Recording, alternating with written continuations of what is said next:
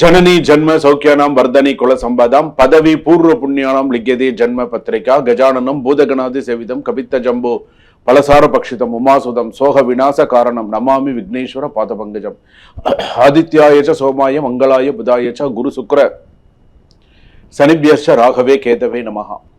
உலகெங்கும் வாழக்கூடிய next gen நேயர்கள் அனைவருக்கும் வணக்கம். நான் உங்கள் டாக்டர் ராஜ்குமார் சிவாச்சாரியார் பேசுகிறேன். எல்லாரும் எப்படி இருக்கீங்க? நலமா இருப்பீங்க நம்புறேன்.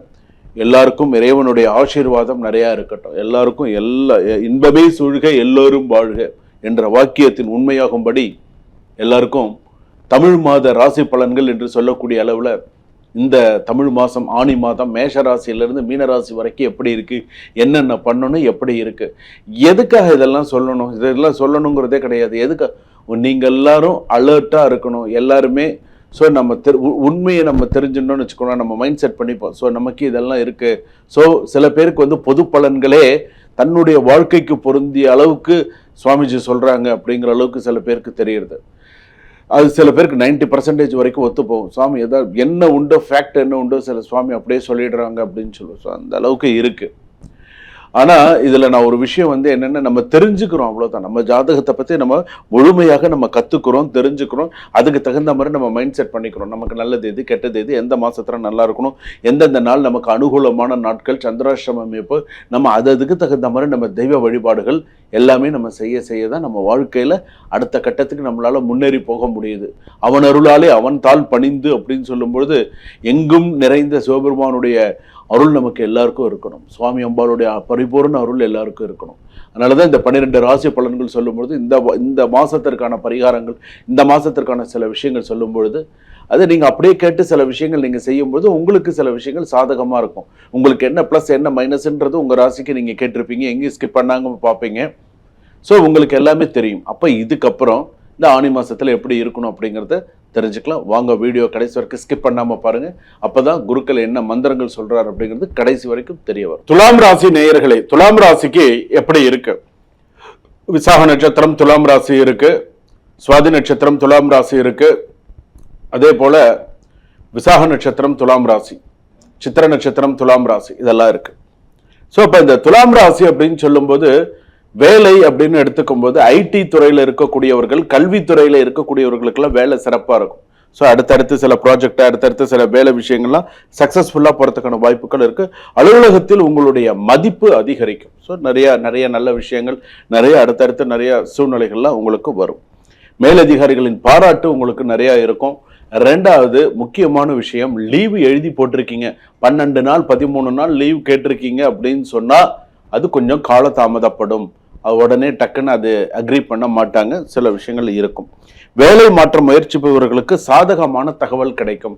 சில பேருக்கு வேலை இருக்காது, 10ல் குரு, சில பேருக்கு பதவி, தொழில், வேலை வாய்ப்பு, சில பேருக்கு பிரச்சனைகள் இருக்கும். சில பேருக்கு வேலை மாறுறதுக்கான வாய்ப்புகள் சில பேருக்கு வரும். வேலை மாறலாம், தப்பு கிடையாது. சில பேருக்கு அந்த மாற்றம் வந்தால் சக்ஸஸ் அக்செப்ட் பண்ணிக்கோங்க. மாற்றம் வந்து அக்செப்ட் பண்ணிக்கோங்க. பண்ணிட்டீங்க அப்படின்னு சொன்னால் உங்கள் ராசிக்கு சிறப்பாக இருக்கும்.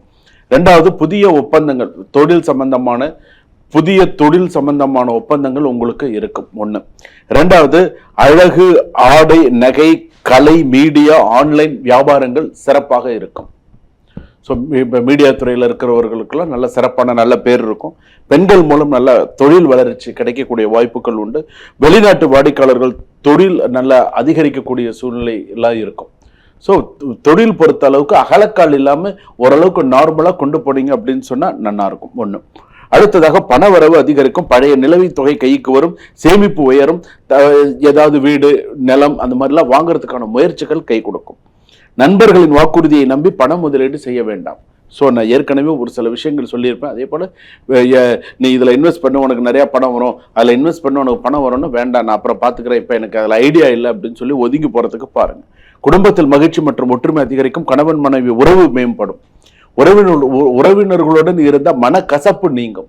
ஸோ ஓரளவுக்கு சில விஷயங்கள்லாம் ஓவரால் கொஞ்சம் கொண்டு போகிறதுக்கான வாய்ப்புகள் நல்லா இருக்கும். திருமணமானவர்களுக்கு துணைவரின் ஆதரவு அதிகமாக இருக்கும். நீண்ட நாட்கள் தடைப்பட்ட திருமண முயற்சிகள் கைகூடி வரும்.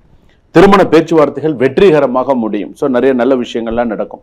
கல்விகள் சிறந்த முன்னேற்றம். வெளிநாட்டு கல்வி வாய்ப்பு கிடைக்கலாம். சட்டம், கலை, மீடியா, நிர்வாகம் படிப்பவர்களுக்கு நல்ல காலம். சிறப்பான ஒரு காலமா இருக்கும். மருத்துவ படிப்புகள்ல நல்ல சிறப்பான காலம். போட்டி தேர்வுகளில் வெற்றி கிடைக்கும். ஸோ போட்டி தேர்வு அந்த மாதிரி ஏதாவது ஒரு விஷயத்துல உங்களால சக்சஸ் பண்ணிக்க முடியும். சகோதரர்களின் ஆதரவு கிடைக்கும். குடும்ப சொத்து விஷயங்களின் நல்ல முடிவு. உறவினர்களின் வருகை உங்களுக்கு ஒரு சில சந்தோஷத்தை கொடுக்கக்கூடியதாக இருக்கும். வீடு அல்லது நிலம் வாங்கும் யோகம் வலுவாக உள்ளது. பழைய சொத்து பிரச்சனை தீரும். வாடகை வீடு மற்றும் புதிய வீடு அமைவது சாத்தியம். சில பேர் வாடகை வீட்டுக்கு போகணும்னு நினைக்கிறீங்களா? வாடகை வீடு மாறணும்னு நினைக்கிறீங்களா? வீடு மாற முடியும். அதே போல சொந்த வீடு வாங்கணும்னு நினைக்கிறீங்களா? வாங்குறதுக்கான வாய்ப்புகள், அதற்குண்டான பேச்சுவார்த்தை, அதற்குண்டான பணம் கட்டுறது, அதற்கான சில விஷயங்கள் நடக்கும். பழைய வழக்குகளில் சாதகமான தீர்வு கிடைக்கும். நீண்ட நாட்களாக நிலுவையில் இருந்த அரசு அனுமதி கிடைக்கும்.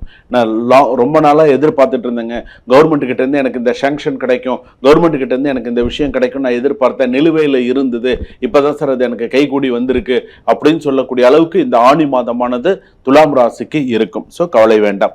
அதே போல அடுத்ததாக வெளிநாட்டில் வேலை செய்பவர்களுக்கு சிறப்பாக இருக்கும். இப்போ சம்பளம் இன்க்ரிமெண்ட்லாம் இருக்கிறதுக்கான வாய்ப்புகள் உண்டு. புதிய ஒப்பந்தங்கள் கிடைக்கிறதுக்கான வாய்ப்பு. வெளிநாடு செல்ல முயற்சிப்பவர்களுக்கு நல்ல செய்தி, விசா, பிஆர் மாதிரியான நிறைய நல்ல செய்திகள் கிடைக்கிறதுக்கான வாய்ப்புகள் உண்டு. சர்க்கரை, சிறுநீரகம் மற்றும் தோல் தொடர்பான விஷயங்களில் கவனம் தேவை. ஜூன் 24, ஜூலை 5, ஜூலை 15 இந்த தேதியில நீங்க கவனமா இருக்கணும். இப்ப நான் சொன்னது ஏன்னா ஒரு மாத ராசி பலன் இல்லையா, அதனால இந்த தேதிகளில் இந்த ராசிக்காரர்கள் கவனமாக இருக்க வேண்டும். பணம் கொடுப்பதை தவிர்க்கும். வாகன பயணத்தில் கவனம் தேவை. உறவுகளில் தேவையற்ற வீண் வாக்குவாதங்களை தவிர்க்கவும். தேவையற்ற வீண் வாக்குவாதங்கள் வேண்டாம். ஸோ எது தேவையோ அதை மட்டும் பேசுங்க. எதிர்பாராத பண வரவு கிடைக்கலாம். ஒரு முக்கிய ஆசை நிறைவேறதுக்கான வாய்ப்புகள் உண்டு. வெளிநாட்டு தொடர்பான புதிய முக்கிய சில வாய்ப்புகள் உங்களை தேடி வரும், பயன்படுத்திக்கோங்க. கடந்த காலத்தில் தடைப்பட்ட ஒரு விஷயம் திடீரென்று வெற்றியாக மாறும்.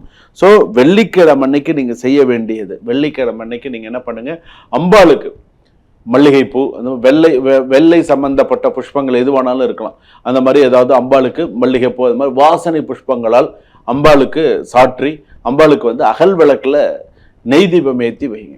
ஒரு 7 தீபமாவது அம்பாளுக்கு ஏற்றி வச்சா மனசார நல்ல பிரார்த்தனையை அம்பாள் முன்னாடி வைங்க. அம்பாள் முன்னாடி வச்சிங்க அப்படின்னு சொன்னா நல்லது. குடும்பத்துடன் சேர்ந்து தீபம் ஏற்றி பிரார்த்தனை செய்யுங்க. ஃபேமிலியோட முடிஞ்சா ஃபேமிலியோட போனால் சிறப்பு. இல்லைன்னா நீங்களாவது போய் வீட்டில் போய் ஒரு விளக்கேற்றி வச்சுட்டு வர்றது, சுவாமிக்கு ஒரு விளக்கேற்றி தீபம் ஏற்றி வச்சுட்டு வர்றது அப்படிங்கிறது சிறப்பு. ஆணி மாத வாய்ப்புகள் வரும். வெற்றி, வருமானம் எல்லாமே உங்களுக்கு ஓரளவுக்கு வரும். இந்த வருடத்தின் சிறந்த மாதமாக இந்த ஆணி மாதமானது துலாம் ராசிக்கு அமையும். அதுல எல்லளவும் மாற்றம் கிடையாது. ஸோ இதெல்லாம் ஞாபகம் வச்சுக்கோங்க. சுபம்.